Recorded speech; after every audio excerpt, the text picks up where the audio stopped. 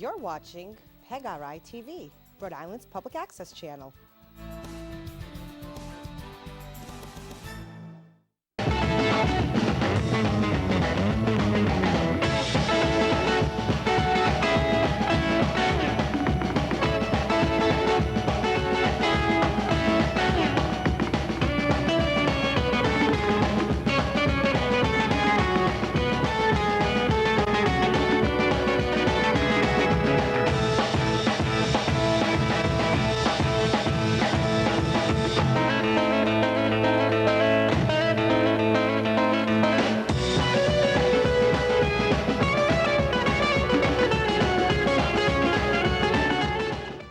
Good evening, I'm Bill Mulholland, and welcome to Good Sports Classics. Tonight, Pawtucket native, 1958 Pawtucket West All-State forward, 52-year high school basketball official, and great storyteller Mike Reeder returns to Good Sports for his fourth guest appearance.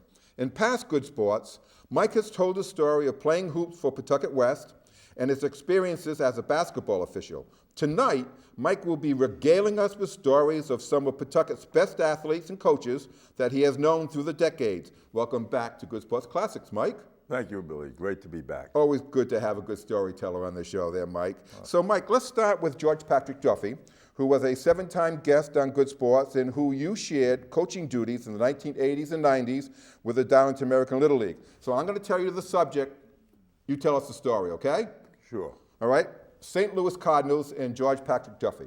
Oh, he was talking to the kids at the conclusion of a Little League practice. And, when George spoke, you could hear a pin drop. And, it was like during a game. We were the only team in the Little League where the kids sat at attention. Okay, all the I'm other not teams surprised. were running around the dugout, pulling each other's hat off, etc. And, but anyway, he was telling the story after about he was which is true, I know, he was an all-state second baseman at Pawtucket High School. Correct. And he said he got a call one night from scout for the St. Louis Cardinals. And of course, George was in the middle of a great senior season. So the pros, his name got out and scout wanted to come watch him play. So he asked George for the date of the next high school game. Excuse me. So George said the scout showed up. And George said, a little nervous, he said, but once the game started, I was okay. He said, but we faced a tough pitcher and I struck out 4 times. He said, and I never heard from the gentleman again. And knowing George, the way he said it, Yes, funny. absolutely. Never heard from the gentleman again. All right. It was funny, but. How about the backward hat? Oh, I mean, when you coach, like I got George in the Little League, he was getting over a period he wasn't feeling well. I went up to see him at the Miriam Hospital, and I told him I was in the Little League because I've known George since high school. And I didn't go to school with him, don't get me wrong, but I've known him since I got out of high school, I've been not around, even but the not East that. or I've been West. around, Billy, but not that long. But so I told him, you might like, go back to the kids. You love working with kids, with children, So I talked him into coming into the Little League, and we teamed up. He had his own team for a few years. Then we teamed up together. I think in 5 years we won the championship 4 times. And I mean, I thought I knew a little bit about, baseball, but unbelievable watching George run a practice. Absolutely. You'd have 2 weeks with, you'd have a written test the end of the 2 weeks. That's how he was. So make sure you understood all the signs. And I mean, it was really, we were the only Little League team with a pitcher covered first base. Wow. Like you watch a pro game on TV, you'll see any ball to the right side, the pitcher runs over. Yeah, but George was always fundamentals, right? Teach Oh, the right. basics, and from there, Right. then you can go over and coach. He was more a teacher than a coach, More right? of a teacher than a coach, exactly. And so about the backward hat. Exactly. Oh, everything had to be, the uniforms had to be right. So one time the first story with the hats is a boy had his hat on backwards, and I knew something was coming. George called a young man over and said, his exact words, I remember them, they were funny. Do you want to play for me or Ringling Brothers? And the kid right away, and that was the last kid to wear his hat backwards. But the other story, I had a boy on my team, they were a neighbor of mine. Nice young man, come from, Scott Brunel, his name was, come from a wonderful family. And Scott, good football player at St. Ray's, baseball. And he never said a word, very quiet boy. So his father was telling me, George sent him home from practice one day, And I said, Scott, he never says a word. I said, what was the reason? He said, just because he forgot his hat in school. I said, oh, you don't know You don't George. do that, right? No. So. And how about George was always your stickler to get an edge, and tell us about what he would do with the All-Stars as far as checking out the next field that they would be playing on. It was amazing. You know, we won the first half, I think 5 or 6 years in a row. And if you won the first half, you know, you got to coach manage the All-Star team. Of course, George was my coach. I was the manager in name only. You know, so I was really helping George. I asked George if he'd take the All-Stars, and he did. Of course, you know the story, what happened in 1980 when they went to Williamsport. All right, tell the story. That was the first Little League team to go to Williamsport. That was George. In the state of Rhode Island, right? In the state of Rhode Island. George was, along with Bobby Camperone, were the coaches of that team. Mm-hmm. But anyway, what we did after we won a game or two, and it looked like we had a pretty good team. So what George would do would get the little van he drove.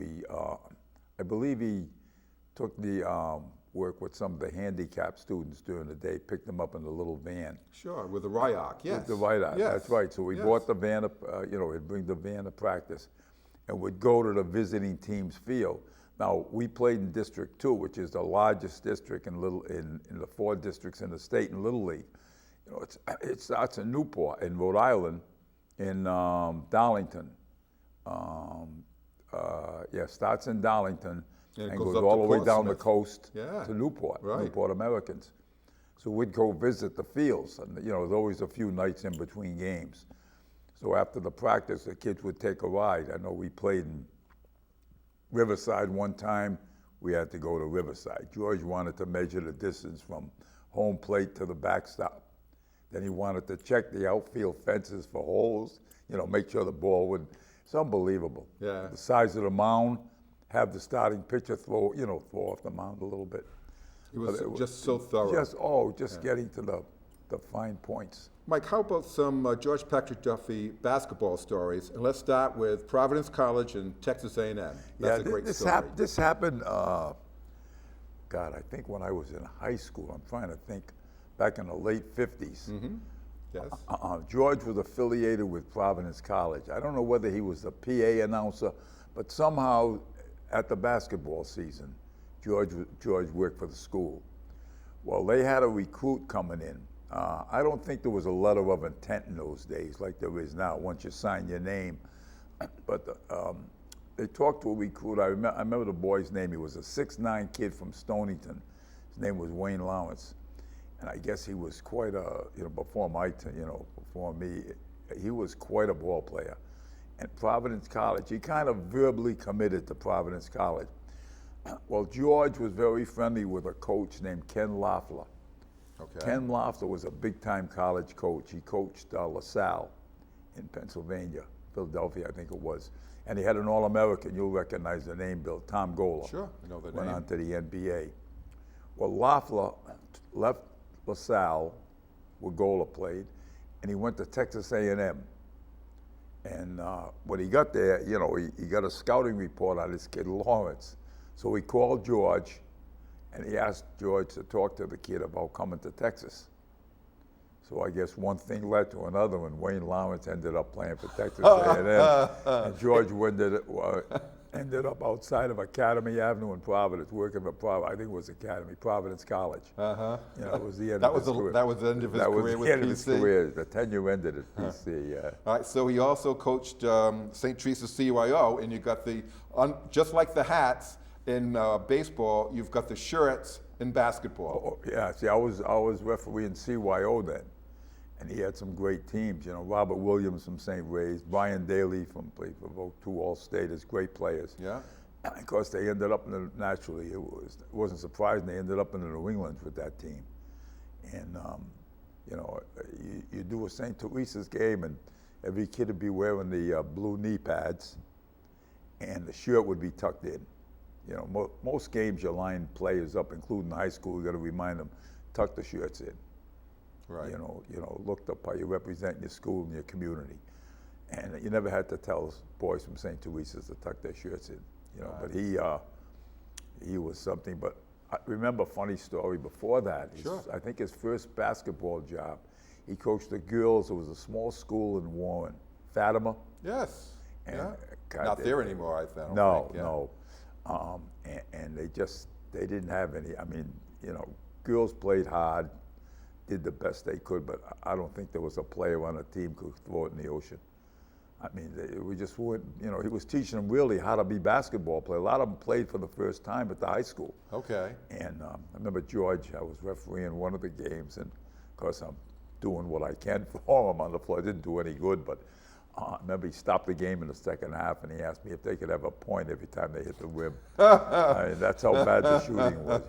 Well, that's George That there, was, right? always looking for the angle. All right, and so you played a lot of the adult leagues after Pawtucket West and in basketball. So you got a story about Buster Wall with one of the adult leagues, correct? Yeah, one of our close friends, the late Buster Wall. Absolutely, yes. Played for a lot of teams. I mean, basketball back then was so popular in the Blackstone Valley. I'm talking about the 60s. Sure.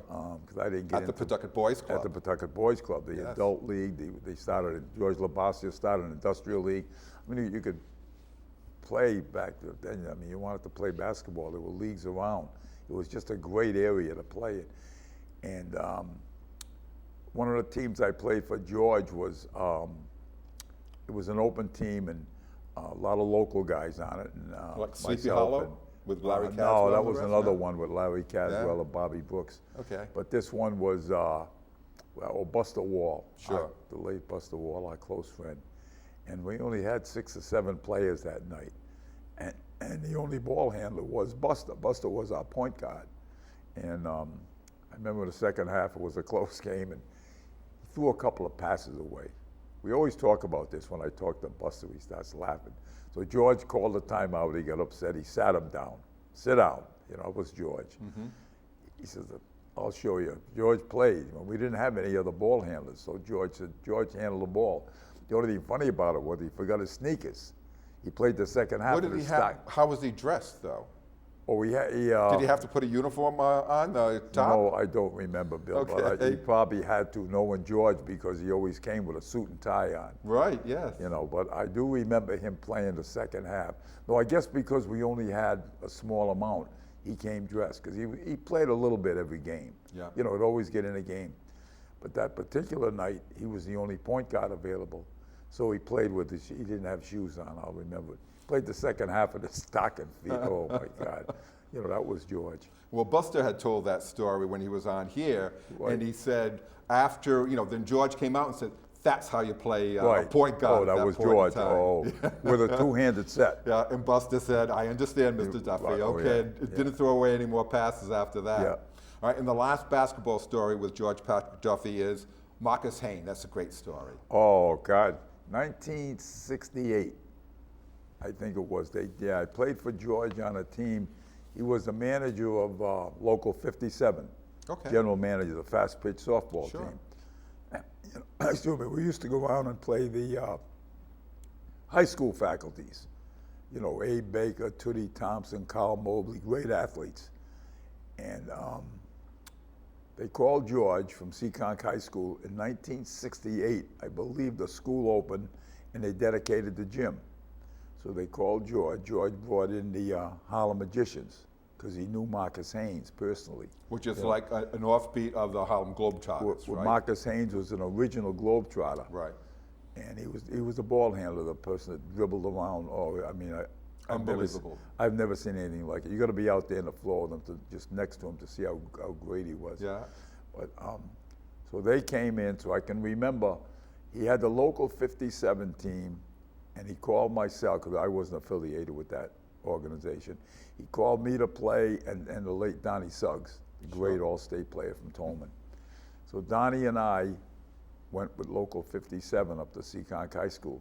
But going up there, I remember George picked me up, and we had to swing into Providence to pick up great athlete. He played for local, Bob Bellamore, the hockey player, Bill, goaltender. And going up there, driving up to the high school, George was talking how it would be great to see Marcus Haynes again, And Bellamore kind of jabbed him a little bit. Yeah, I'm sure, George, you know everybody. No, I'm telling you, he's my friend. So we get inside the school. We were waiting for them to come in the bus, as everybody else was.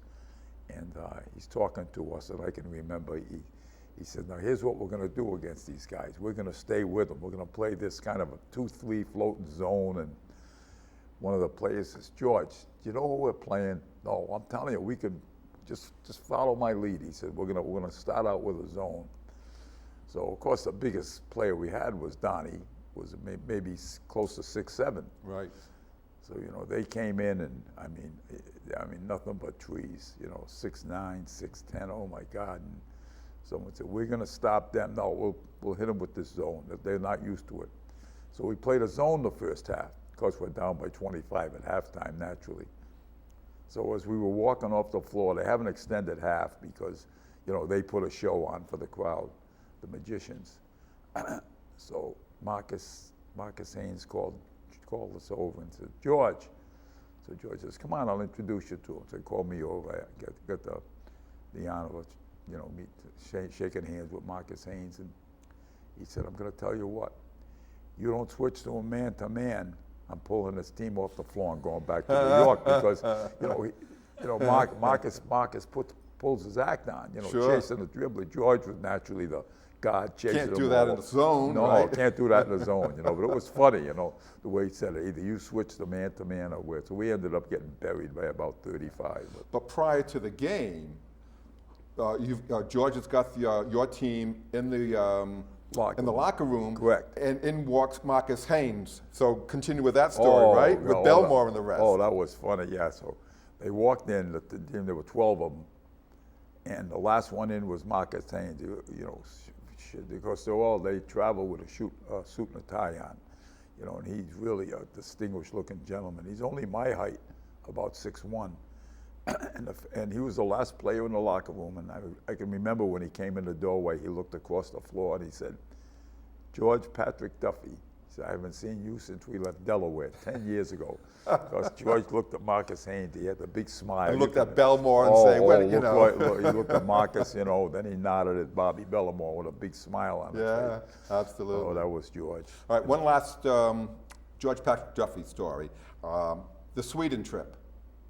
Oh boy, this is it's a good way to end it. This is a classic, I think so believe too. me. Absolutely. My wife Casey never met George. She heard me talk about him all the time, and never met him. So, this 1979, we had a good crop of kids. That was the one I believe.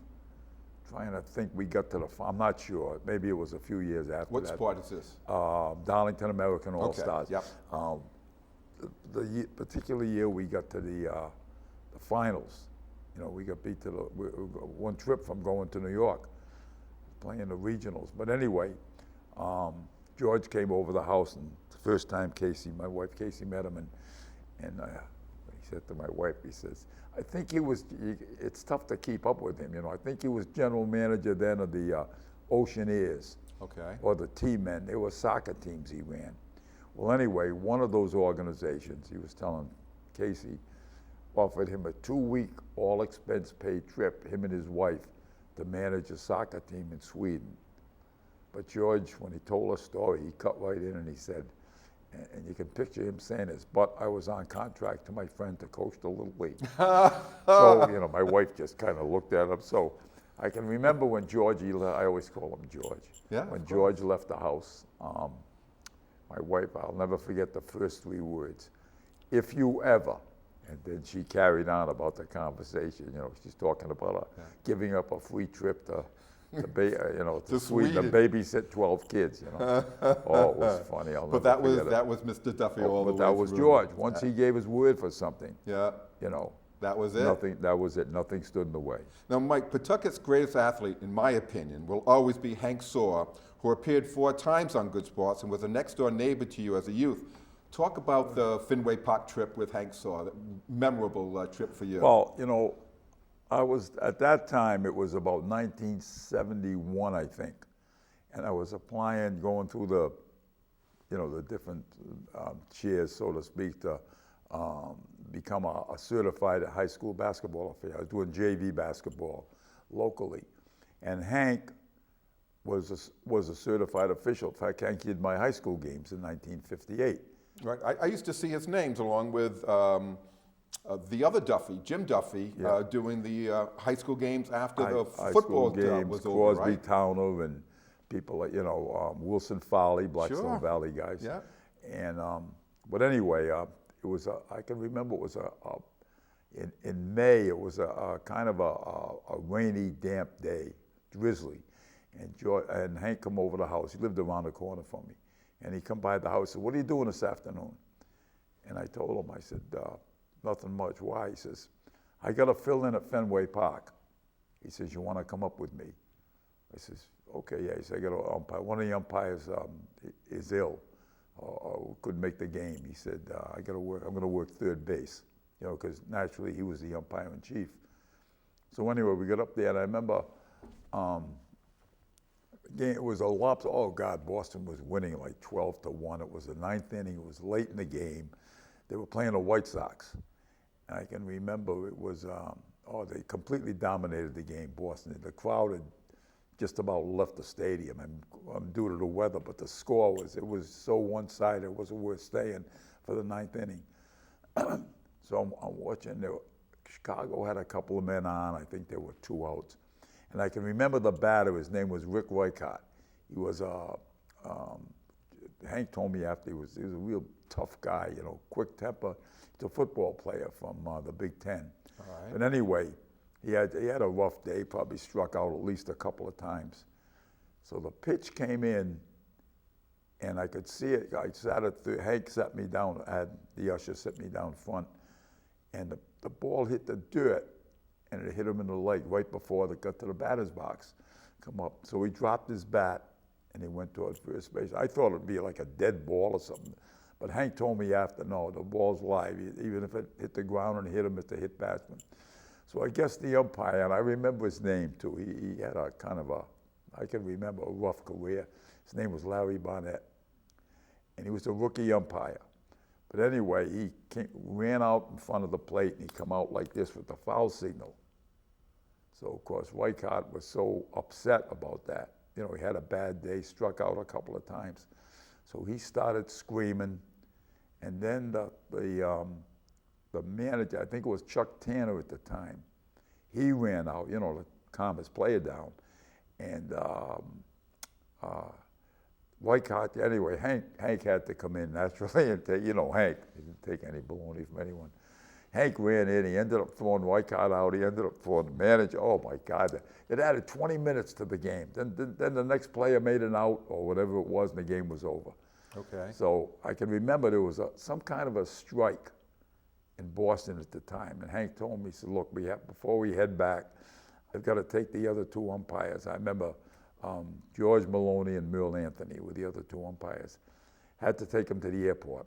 So all the way to Logan, Hank was very upset because he told me after, he had to write the report, make the phone call to the league office, and go through a whole rigmarole like that. And he didn't get along too well with Joe. I remember said Joe Cronin, the American League, director of the American League. Yeah.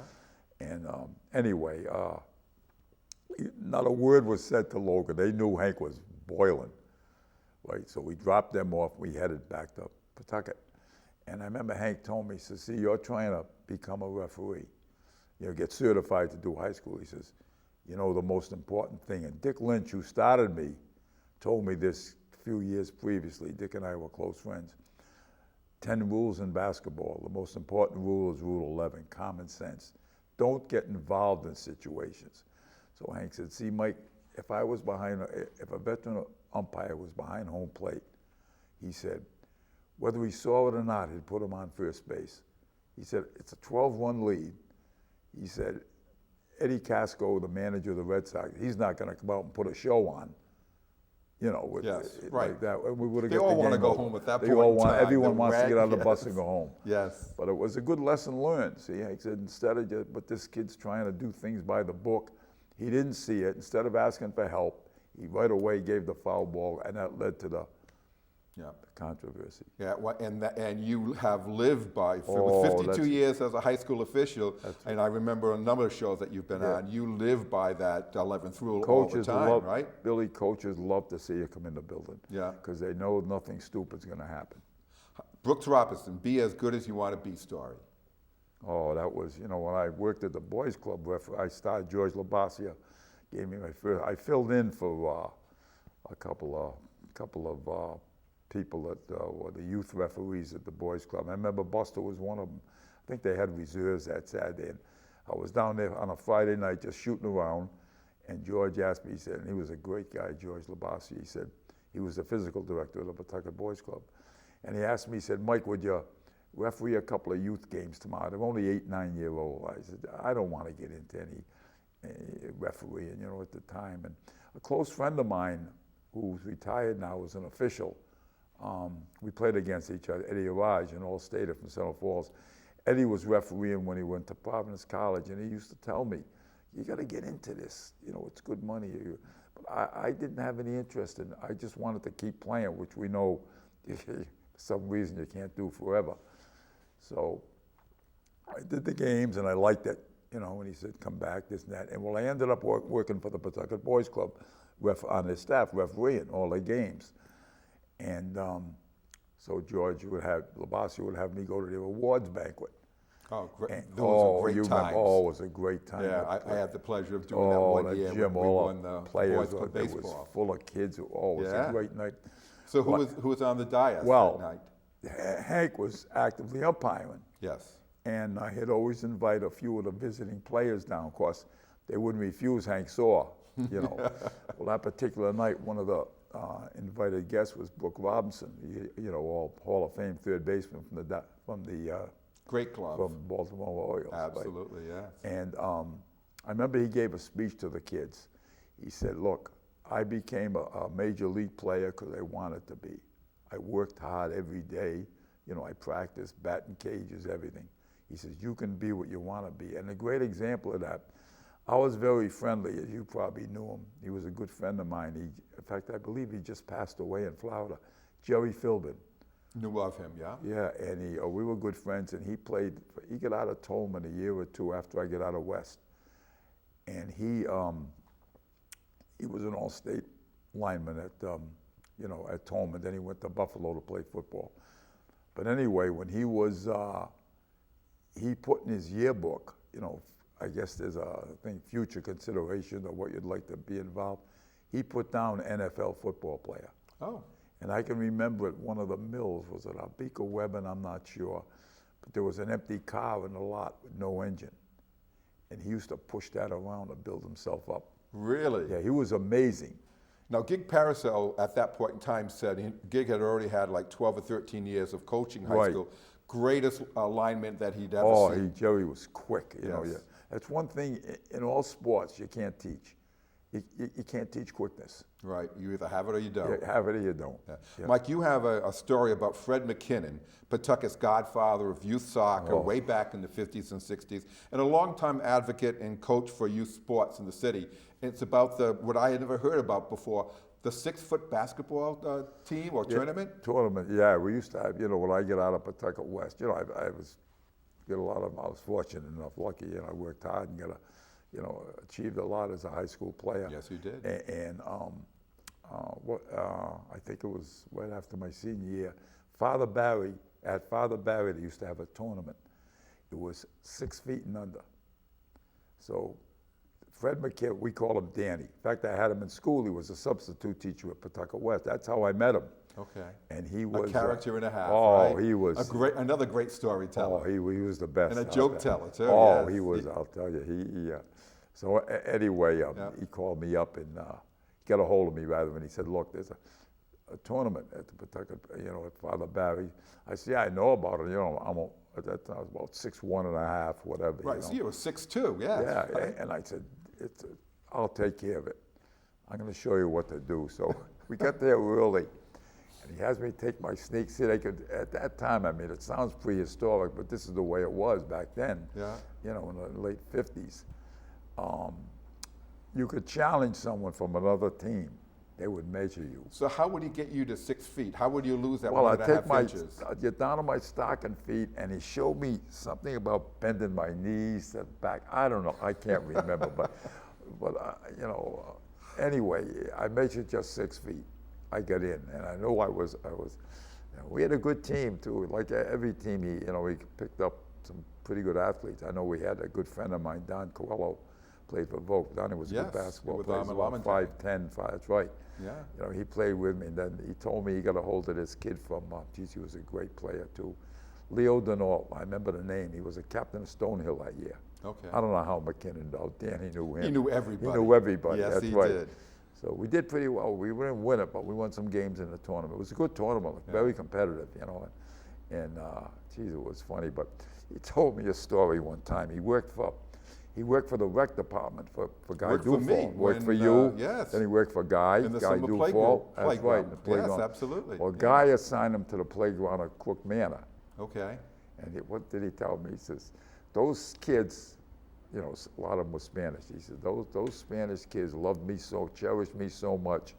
Instead of the Spanish national anthem, he had him singing Danny Boy. You know, that was him, you know. Yes, absolutely. But he was, he was. A good man, good teacher, Oh, and the godfather of soccer in Rhode Island, never mind right. just Pawtucket. And so, and rightfully so that the soccer complex that we were finally able to build back in 2010 is named The old after Newman him. Crosby. Yeah, the old Newman Crosby is McKinnon out. Oh, I didn't know that. Yes, absolutely. Well, when I was a Parks and Recreation director, I said, I don't care whatever other name you want to put on it, you got to put on Fred McKinnon because he was the godfather. Well, you remember the annual tournament they used to have at the Boys Club, the open tournament, at the end of the Pawtucket Boys Club, the end of the basketball season. They had an annual. Oh yeah, sure, the junior senior. Junior senior, yeah, and I played in that, you know, many years, but I can remember, you know, he'd put a team in, and oh my God, I can remember funny, everything's funny you remember about Danny, but he picked up these two players from New Bedford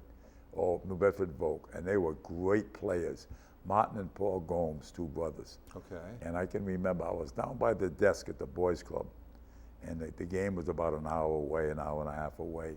That particular team was playing, and I was playing a later game. And the fellow at the desk said, Dan, you got a phone call? And I heard him get on the phone. He says, what do you mean you don't have a ride? And I found out it was one of those two brothers from New Bedford. I'll never forget that. He says, take a cab, tell him you're going to Pawtucket Boys Club. I'll be out in front in an hour. I'll meet you downstairs.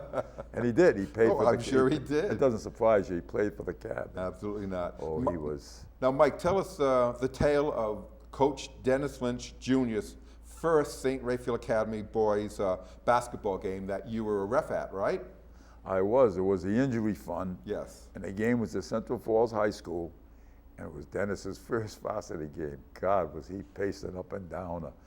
Had a nice suit jacket on with a tie. The jacket was off. The tie was off to the side somewhere. He's going back and forth. And I can remember one time he wanted a player to do something and play. Of course, there was a big crowd there, St. Ray's, Central Falls. Yeah, usually a doubleheader, too. Doubleheader, that's right. And so he came out on the floor a little bit. And of course, I'm running down the other end, and I was always told, don't backpedal, when you're officiating. So sometimes a cheerleader comes out on the floor or something of that nature. So I was running down the floor, kind of looking back, and we collided. Oh, okay. He grabbed me, Yeah. and I remember I told him, I said, look, if you want to play, you got to put a shirt on. And he looked at me, and he was 10 feet, oh, jeepers, he was 10 feet, maybe a referee that didn't know him probably would have attacked him, but I knew him. It was of course, Pawtucket boy, Pawtucket boy, Yes. his first game, Yes. Geez, it was so funny, And did he just give you a smile? And oh, yeah. Geez, I'm sorry. I mean, we were very close, I remember. He was a great guy. And knowing Dennis, he probably never went over and was on the court after that point in time, he stayed, right? Are Lesson you learned, yeah. right? Oh, like I say, a referee that didn't know him would have penalized him. Sure. But it was funny. So, Mike, as a high school basketball official for over 50 years, you ran into some character coaches. So I'm going to give you a couple of names. You can tell a couple of stories. Talk about Don Pastine looking for an edge. Oh, Now, you know, who's Don Pastine? Don Pastine, he's Not still a local on. guy. He was a good coach, a great coach, and really a nice guy. But you know, every time you do a game, you know, we don't have 50 high schools in Rhode Island. You know, and I've been around a while, and you know, they see you come on the floor. They're always looking for an edge, no matter what it is. You know, watch this player from the other team. I scouted him. He always holds.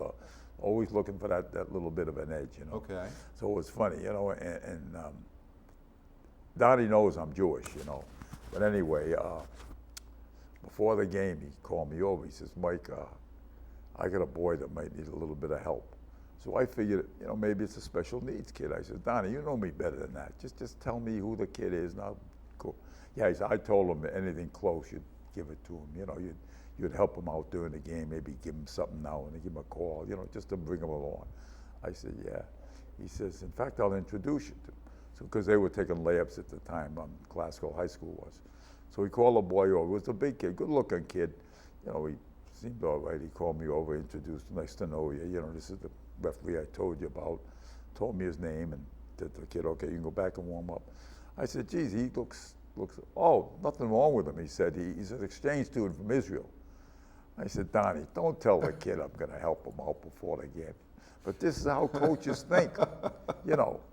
Yes. So from one person of that religion to another, you know, you're going to take care of this guy, I mean, right? I can remember doing a game for a coach. I don't want to name the poor guy, but I remember doing a final at the Civic Center, and I remember the coach coming up to me before the game, telling me, you know, at that time, they don't do it anymore, but my first, say, 40 out of 52 years, coaches made out a playoff list in all sports.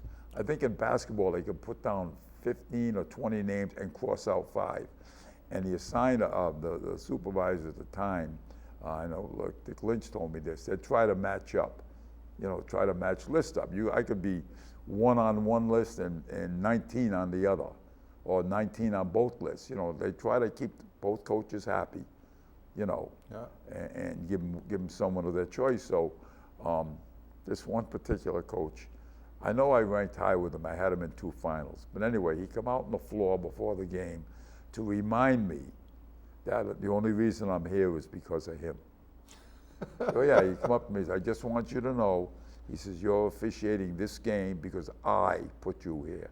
You know, I'm saying, how about the other guy, you know? Right. But and your competency also, right? Oh, I'll tell you. But every game you do. Always looking for an edge, right? Always looking for an edge. And you talked prior to the show about Tom Duffy, calling him the best high school coach. Oh, Tom was. So he's a Pawtucket boy, right? Yeah. Oh, Tom was. So tell us about Tom. You mentioned Jim Duffy, the umpire. It's his brother. Oh, I didn't know that. Yeah. Tom. Okay. And he was a great. Tom was. I know when I started playing, I never played. Well, I give you a good example, okay, of working hard. Okay. I mean, I'm not comparing myself to the great Jerry Philbin. Don't get me wrong, but we had a program in junior high at that time. The 8th grade was the JV team, the 9th grade was the varsity. And I went out for the JV team. I never played much basketball, and I can remember I got 1 basket at the end of the season against Peter Thatcher Junior High in Attleboro. That was the only time I scored. I got a layup. But I really liked the game, and I worked hard. I used to thumb down the Y every spring and fall and shoot around and get a ball, shovel snow, like we all did as kids. Absolutely, during the winter months, absolutely. That's right, yes. Playing the driveways. And anyway, my ninth grade year, I come back, led the team in scoring. I made All-State as a senior. But I did it just through hard work. But I can remember my junior year, Mr. Duffy, Tom Duffy, got a hold of me. And what was he at that point in time? He was the assistant to Bill Rutledge at the varsity level. Oh, okay. You know, and he had me. He said, "Look, I want you." In fact, I'm wrong when I say this. It was my 9th grade year. He said, "I want you," or my sophomore year. I'm sorry. It was tough to think back to the 1950s, but I want you to be the manager of my JV team. He said, that way you can be in the gym every day and get a little extra work. Oh. He could see how much I loved the game. And so in the 9th grade at that point in time, you were still in junior high. I was in junior not high. in high school. That's right. And he was told to be a manager for the for the Junior JV team for Pawtucket West. That's right. Oh, That's okay. right. Yeah, That's quite a that compliment. it was, and well, he could see. I really wanted to, Get to know the excel, game. so to speak, and Sure. work hard at it. And he would spend a lot of time with me. If you were willing to learn, it was like getting extra work in the classroom from a teacher. If you're willing to do it, they'll work with you. And he spent he could just teach you so much about the game. He was fantastic. Yeah. Well, he had a good career at Bryant. Well, he went on to be head coach at Bryant. And a good basketball player back in the 40s and the rest. I think he even played for the Hobos with. Yeah, he played for St. George Anselm's Patrick. when he left St. Ray's. He told me this. Oh, Tom was a great player. Eddie Haru, who appeared twice on the show, Sacred Heart boy, right? 1,000-point scorer. This is funny. Yeah. A good coach also. So give me an Eddie Haru story. Oh, Eddie was coaching LaSalle at the time, and we had our basketball meetings at LaSalle. Well, anyway, I was on your show during the beginning of the basketball season. Yeah. And I remember one of the 4 times I was on, you wanted to know about a lot of the teams I played against, the players. Basketball in the Blackstone Valley in the late 50s, how popular it was. Yes. And we went over and all great the athletes teams, at that all point in from time. Bobby too. Legendary names. Bobby Origi at Tolman, John O'Connor at St. Ray's.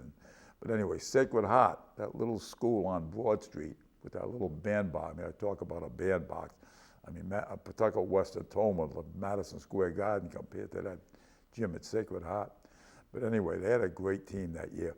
We played them in the annual injury fund, which was at St. Ray's. Central Falls would play St. Ray's, and we would play Sacred Heart. And I know in the 3 years I was in high school, we couldn't beat them. What was Fontaine and Haru? With and the story goes, point guards. That's and they right. started as freshmen. And I know that Eddie had talked about the other coach. The coach would go up to Dick Bissett and say, "Aren't these guys ever graduating from I know Sacred they Heart?" did for right? 4 years. Yes, They were exactly. great players. Yeah. So tell me about the coaching story. Well, I was on your show, and I mentioned Eddie. And I said, no. So, the great players I was mentioning from the different teams, and I mentioned, Sacred Heart with Dick Peliquin and the late Eddie Hill, Vic Fontaine. They had They had a great team that year, and right away you cut in and said, "Oh, Ed Hill, yeah, Mike, he's a Darlington guy, lives in Darlington." I said, "Oh yeah." I said, funny story, Bill. I said, of course, you don't know what years we get out. You weren't sure, and you're just sitting there. You're interviewing me about this, and it was funny. You're Those like, were the early days. Oh, yeah, yes, right. Oh, Mike, that's interesting. Yeah. I said, in fact, I was a senior, and I played again. The only time Eddie was a freshman. Freshmen could play because I think their enrollment was down. Correct. Because they couldn't play at that time. They weren't eligible. And I remember saying, you said, he was quite a player too, Mike. And I made a statement, something like, oh yeah, my mother used to take me when I was younger to watch Sacred Heart play, and I used to see him. Of course, I was 3 years You were older. yes. I was older. So anyway, to make a long story short, I can remember walking into LaSalle shortly after that for one of our meetings, and he was waiting in the car outside his office, because he was the guidance counselor there and the head basketball coach, Right, yes. outside the phys ed office. And boy, I walked in. He said, I want to talk to you for a few minutes. Took me inside the room and closed the door. What was this story about you being, watching me play, right? Because people don't know, Right. they're watching your show. Yeah. And Made for a good story, though, right? Oh, he was, great. Eddie was quite a player. Yes, and quite a coach also. Oh, he did had a some great great job. players there. Great job. I can remember, I knew him so well, growing up. Then I did his JV games. I worked at LaSalle 2 years before I got varsity status. And he'd never holler at me. Not holler, raise his voice, want to call, like coaches do. Yeah. The only thing I can remember like it was yesterday, Bill, every time I ran by the bench, he'd take his glasses off and hold them out over the court. Hey, put these on.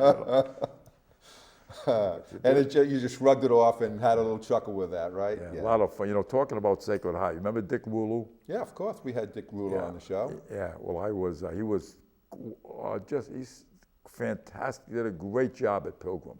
Pilgrim was a Division I powerhouse back in those days when he coached.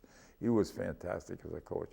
And of course I knew him, going in. I did one of his games I'll never forget.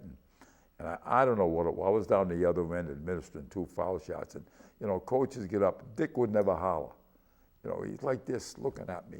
And when coaches do that, they want a foul over the back on a rebound. Okay. And I was under the basket at the time. I can't see behind, but of course he knows me, never mind the other guy. So when I'm running down the court, he's like this. So I tell you, I could have really gotten a soup for this, but I was under the basket, and it was a 2-shot foul. I bounced the ball to the player for the first shot. And I've got the ball. I said, you walk in the lane, tell a story about colors, and everybody ready. 1 shot, and I back out, and I'm about ready to bounce the ball, and I look up at the other end. He's still doing this. So I said to the shooter, wait a minute. So I stepped outside the lane, and you carry a spare whistle, in case something happens to your whistle. Okay. Well, I keep possession with it, which team has the ball next. Right. I go by colors, So I took the whistle out of my pocket, and I threw it up toward the light. Now, he's in the back court.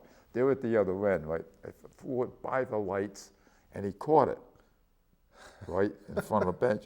Now, as I run up the floor... He's wondering what the heck this is about, right? He's looking at it like this, and as we run up the floor, I run the outside, the trail, which is the outside official. I run bench side by him. He says, what's this for?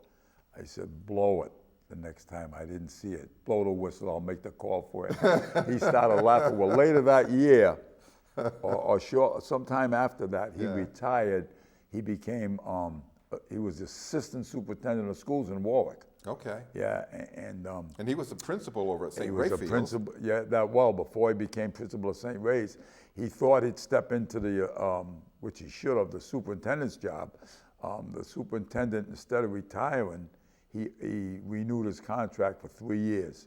So Dick left and took the job at St. Ray's. So they had a testimonial for him when he left Warwick. And I went. We were good friends. He retired, and he was a popular coach, and it was great to do a game for. I went, and you know how you go up after and shake hands, wish him well. When I went to shake his hand, he said to me, he put his hand out, he said, what'd you do, come here for your whistle back? I remembered it from that point in time. It was funny. Yes.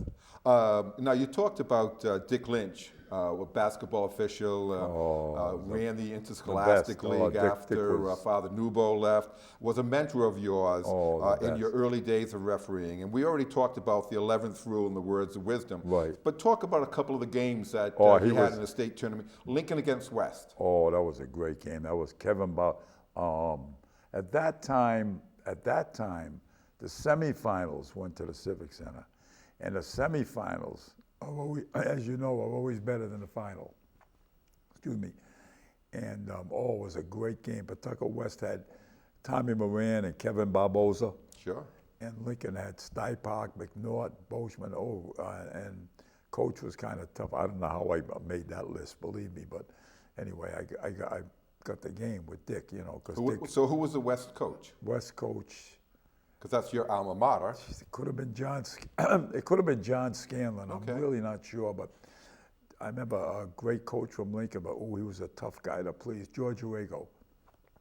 But he was a good coach. Always gave him credit. He was really an outstanding coach, as John Scanlon was. Well, anyway, that was a tremendous game. I think West won the game by 2 or 3 points. But I can remember the game just started. Now, there was only 2 officials back then. The game had just started, and West had the ball, and I was the trail official. I was standing, you can picture this, near the Lincoln bench outside, and Dick was in the opposite corner. It's called the lead official under the basket. And no, let me turn that around. I'm sorry. Dick was the trail. I was the lead. Well, the boy went up for West, took a jump shot. And, the kid come up close to hitting him, close to blocking the ball, probably just whacked him in the wrist. Of course, Dick made the call, and Urego naturally didn't like the call, whether it was right or wrong. He jumped up, and the whole town of Lincoln jumped up, and, they were all screaming like they always do. And if you call, you make your switch. So, I'm walking, Dick reported the foul, then he goes under the basket, and I'm walking outside. And as we met, as we were switching, Dick said to me, he says, "All right, kid, I got them all warmed up. You make the next three. You make the next three." You know, that's how it was. I remember doing a game with him at CCRI in Warwick, and a high school playoff game, and Rogers OLP? Rogers and OLP. Yes, that's right. okay. Tell me. And a kid, he called a foul on a player. The kid thought he blocked the ball, like all kids. Oh, I call a foul. Excuse me. You know, come up with the foul, and no, I could foul here, and so on. And of course, the kid, "Oh, geez, ref, I hit the ball." No, you also hit his hand a little, whatever. And Dick walked by me, Dick Lynch walked by me, went up to the kid. He says, "Nice block, son. You had all ball." See what he said? That's how Dick was, to break it up. He was, but just a great feel for the game and control of the game. Oh boy, I'll tell you, nobody. But you told me prior to the show that he didn't play basketball. He was baseball and football, that was right? the funny part. Yeah, Dick was a hockey player. Yes. He was a hockey player and a quarterback. He played at Boston College. For St. Ray's. For St. Ray. Dick was a great athlete to begin with. But everyone says, "Well, you said to me, well, you got an edge. You played back." I jumped center a lot, and I never knew the center could hit the ball twice till you read a rule book. Yeah. So it's now, Mike, tell us the story about the godmother of Rhode Island high school girls sports, Alice Sullivan, who appeared on Good Sports twice to discuss the growth of high school sports and also Title IX regarding officiating girls basketball. And you were one of the very first to go from men's to the girls back then. Yeah, she was. So Title IX was 1972 when everything started moving forward with equal rights for the girls and boys. And I got on the girls board, Bill. I got certified, I think, a year after the boys. I got on the girls in 1974. And she was the director of all sports. Yes. But, and there weren't many sports at that point no, in time. there weren't. Right. No girls volleyball, no lacrosse, no so on and so forth. Yes. But anyway, she started everything, and she was fantastic. And she was just 24/7, working to better. Everything was the girls, and which it should have been for her, which that's the way she thought. She had to fight a lot of the males and everything else. She was. Let me tell you. But anyway, I worked hard, and what I did, I brought a lot of people over. I was one of the first ones. I mean, there weren't too many in front of me, male officials. Board 84, I belonged to Board 84 for the boys that came over to do girls. But the game was slowly changing.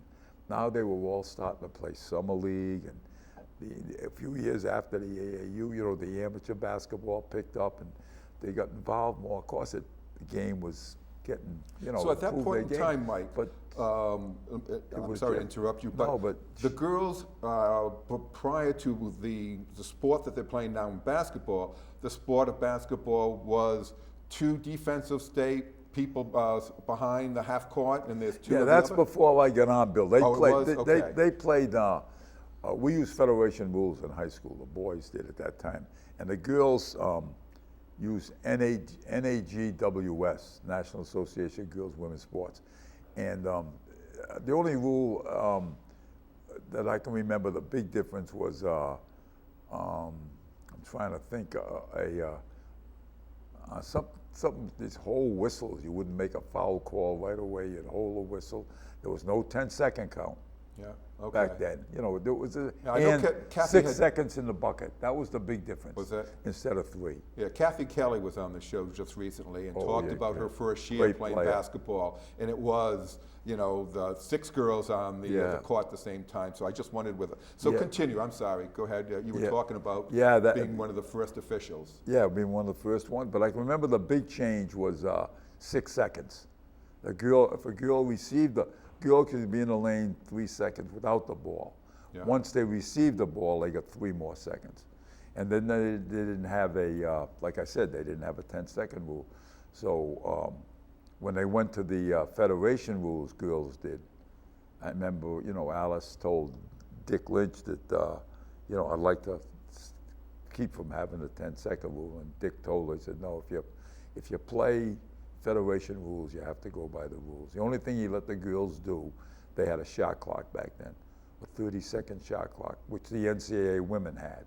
So we let the girls, but they just came along so quickly. I mean, these girls girls games now are very, very competitive. Full court press the whole game. And they're all shooters. I mean, they're not dunking the ball, so. No, they're not dunking.